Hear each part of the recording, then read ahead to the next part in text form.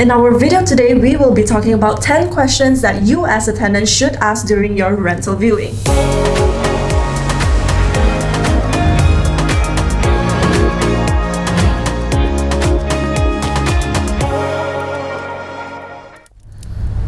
What's up everybody, welcome to VC. My name is Vincent. And I'm Chloe. So usually during a viewing, you're thrilled to see your future rental home, especially those houses which give you the comfy home feelings.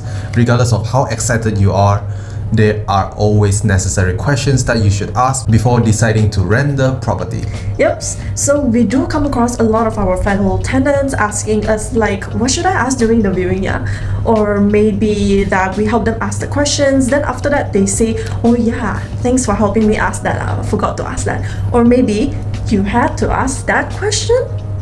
Yeah, and yes, there are a lot of questions that you should ask the owner or the agents during the viewing, not just answer your curiosity, but actually to get clarification even if you already know the answer. So let's get into the topic for today, which is 10 questions that you should ask your owner or the agent before renting the property. First thing is to clarify the rental price. Of course, before you view the house, you're already informed about the rental price, but ask again just to get clarification. And if you're thinking to negotiate the price, ask if the price is fixed or it can be negotiated. Yep, other than the fee, do ask about the deposit. The normal practice in the market for the deposit will be the 2 months of security deposit, 1 month of advance rental, and also half month of the utility fee, which is about 3.5 months of the rental fee, excluding the tenancy agreement fees. Do take note that this is just a usual practice. Yep. But in some cases, the owner would probably just want to collect 1 month of security deposit.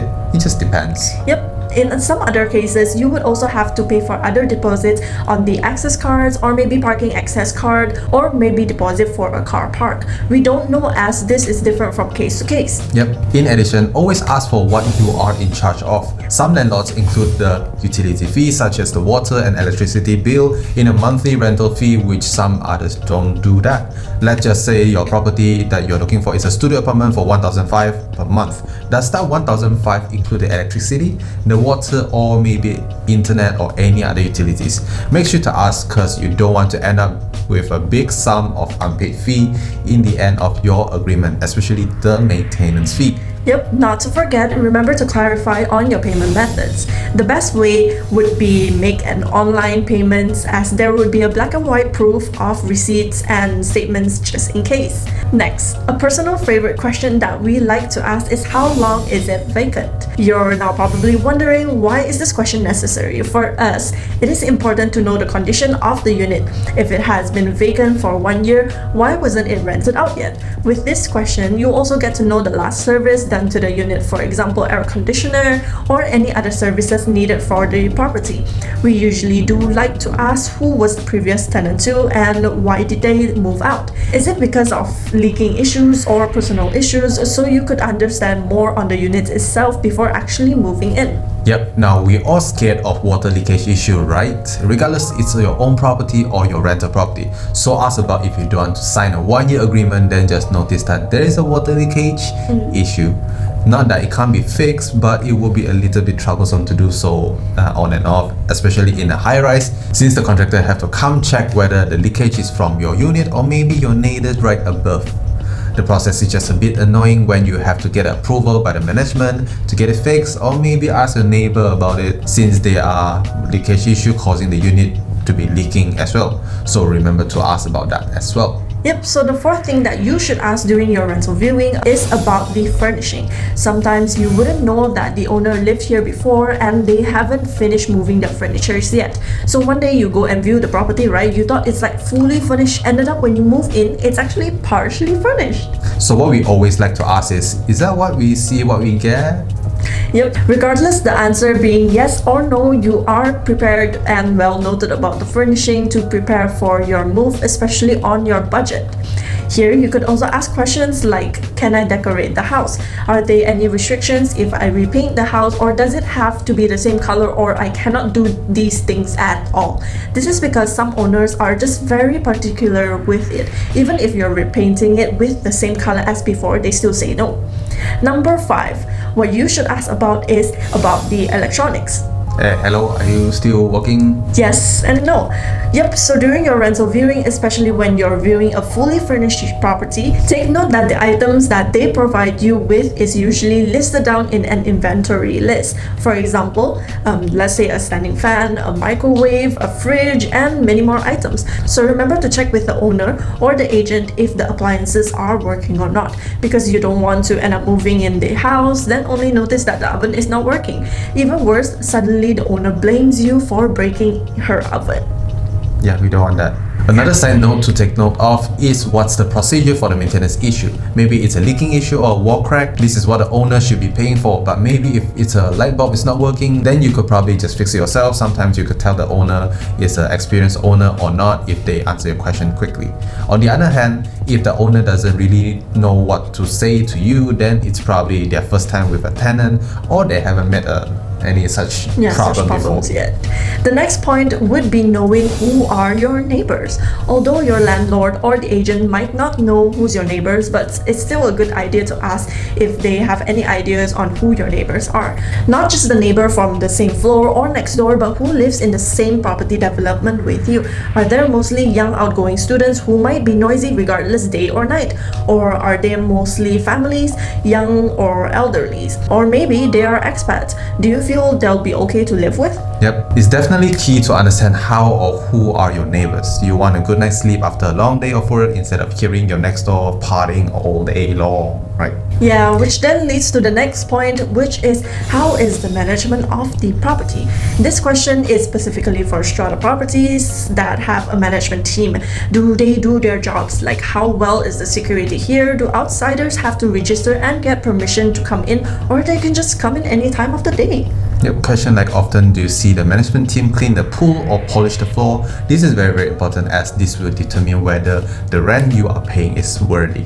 Yep, definitely. You don't want to pay 3,000 ringgit for a rental condo just to know that the pool isn't being cleaned often, that the shared area is filled with leaves or rubbish, or even worse, the management do not even throw the trash, leaving it for days, causing your floor or the condo to smell. Yep, since we are talking about the neighbors and also the management, try to ask questions about the pet policy as well.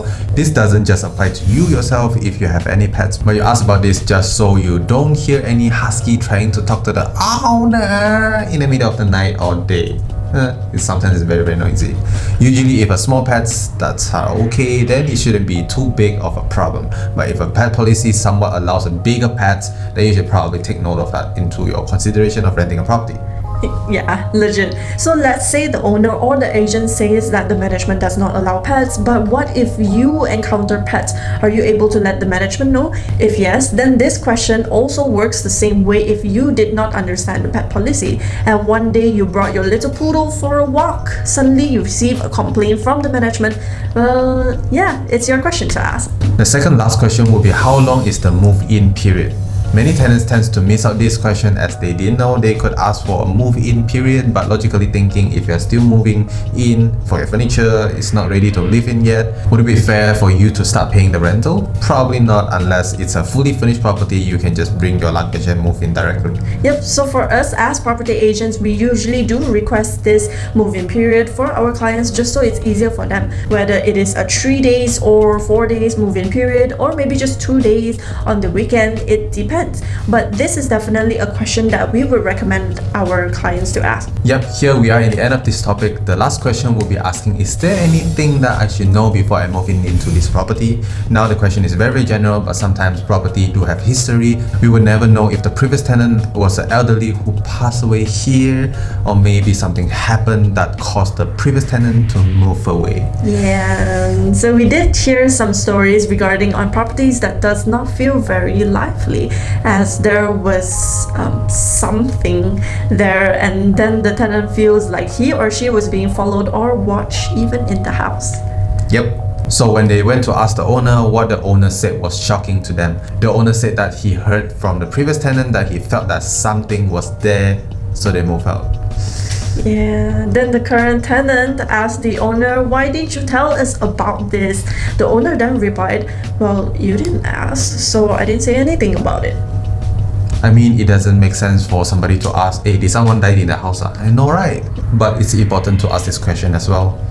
He doesn't mean on the question that did someone die in this house, but like ask the question if there is anything that you should know about this property. Yeah, even if it's not something in the house, but the house would have history on leaking issues, or maybe the house had wall cracks before then it was fixed, or maybe it's often that there's no water supply here. Yep, so that's the 10 questions that you should ask during the rental viewing, starting from what's the fee like, the condition, the leaking issue, furnishing, are there any electronics appliances working, who are your neighbors, how's the management like, who should you go for maintenance, what's the pet policy like, how long is the moving period, last but not least, what do you think that I should know about this property? These questions are some key questions that we would recommend tenants to take note to ask. Yeah, but if you're happy with what you see and you're ready to decide to rent that property, make sure you double check on the tenancy agreement to ensure everything you've talked about and verbally agreed upon is already laid out in the agreement itself. Don't be shy to ask for an amendment in the agreement itself before you sign, as you don't want any miscommunication or misunderstanding throughout your stay in that property. Yep, for us, a home should make you feel like home, but most importantly is to ask the question we mentioned in this video. We do hope that this will help you to understand more, and also as a precaution on what to look out for during your rental viewing. And to owners out there, this video is for you to know what should you let your tenants know as a responsible owner. A respected owner will attract respected tenants, and here trust is built between both parties. Yep, that's all from us today. Thank you for watching. If you gain some knowledge from this video, do give us a like and consider subscribing, as we post a lot of property related content in this channel. Join the VC family and we will see you in the next video. Ciao!